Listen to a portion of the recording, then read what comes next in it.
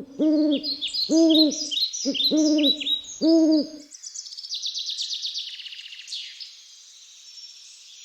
everyone, welcome back to Weeby Kids again. I'm up on the hills to tell you a story, and I've sat underneath this beautiful hawthorn tree because this is a story about a hawthorn tree.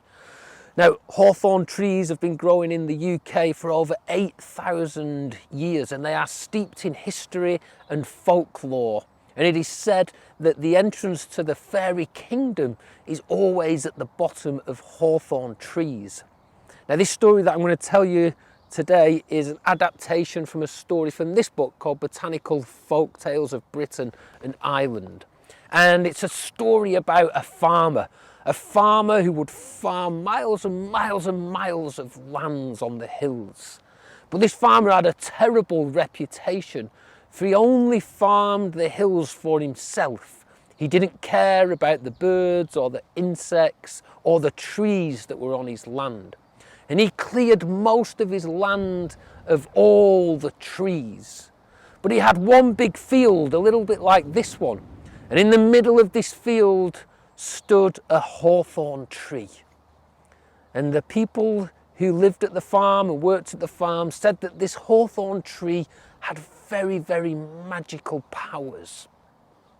The hawthorn tree was a refuge for many, many, many creatures. In the spring, it would give off these beautiful flowers that would fill the fields with a wonderful scent.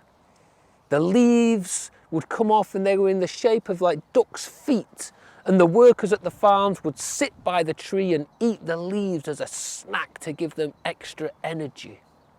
In the autumn, the hawthorn tree would be filled with berries that the birds would come and eat. And many birds would also nest in its branches. As a good protection, their thorns would keep predators away. And on warm, sunny days, the sheep would come and sit in the shade of the hawthorn tree. And the workers also said that the tree was the home to the fairies. Now, one day, the farmer came out of his farmhouse and he gathered all his workers together and he said, "Today that hawthorn tree is coming down." And the farmhand said, "You can't take the hawthorn tree down. It is a magical tree. The fairies live beneath it. And not only that, underneath that hawthorn tree is where the fairies have buried their gold." But the farmer said, "What a load of nonsense! Fairies? There's no such thing as fairies.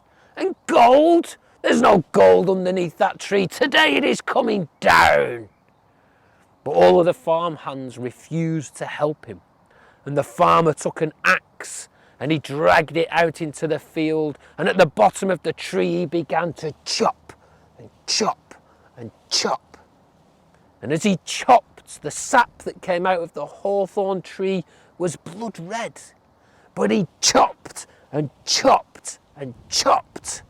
And as he chopped, some of the branches fell off and the thorns cut his skin and took the tips from his fingers. But he chopped and chopped and chopped until the hawthorn tree toppled over and collapsed. And then the farmer thought, well, if there is a pot of gold under this tree, then it is mine. And he took a spade and he began to dig, and he dug and dug and dug and dug, and all he found were old leaves and thorns and soil and stone. And he stood there with his hands on his hips and he said, "Fairies and gold, what a load of rubbish." But as he turned to walk back to his farmhouse, in front of him, the whole of his farm began to burn. And that day, all of his farm burnt down and his farmhouse. And on the wind, they could hear a voice from the fairies that said, "What a load of rubbish! What a load of rubbish!"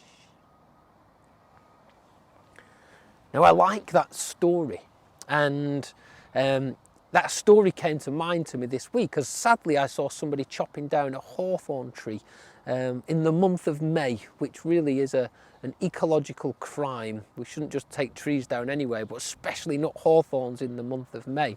And it also linked to last week's story as well, the story of the giant oak tree.